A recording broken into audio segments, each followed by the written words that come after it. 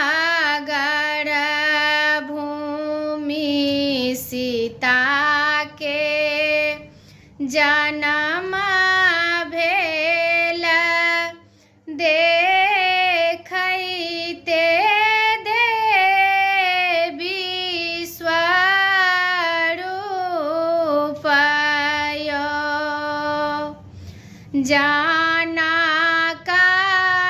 जनक-नगर भूमि सीता के जन्म भेल देखैते देवी स्वरूप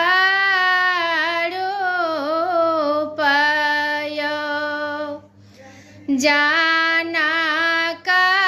वैदेही सीता कहेली बेटी सुनैना के प्राण जनक वैदेही सीता कहेली बेटी सुनैना के प्राण एक दिन आहे सीता मंदिर नीपल धनुषा के लेलानी उठाइयो एक दिन आहे सीता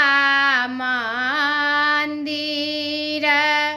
नीपल धनुषा के लेलानी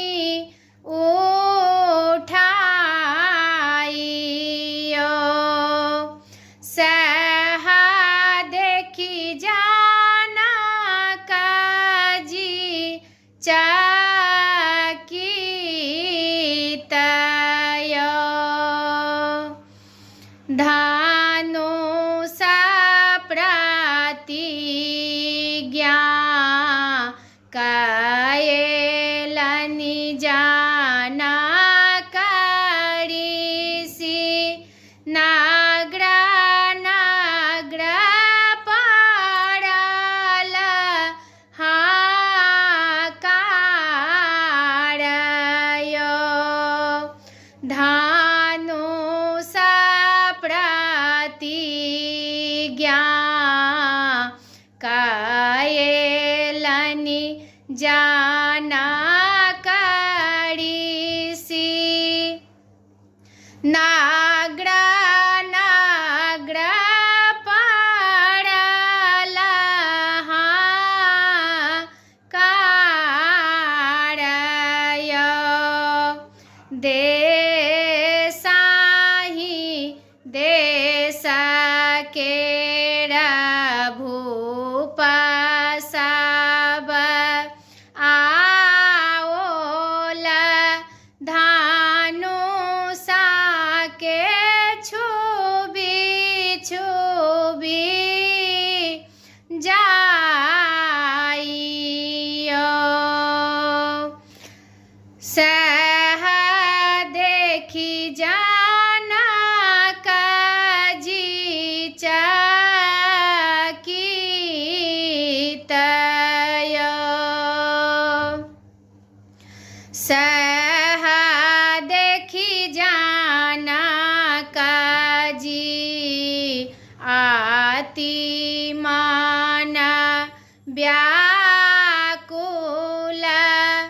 आब सीता रहली कुमारी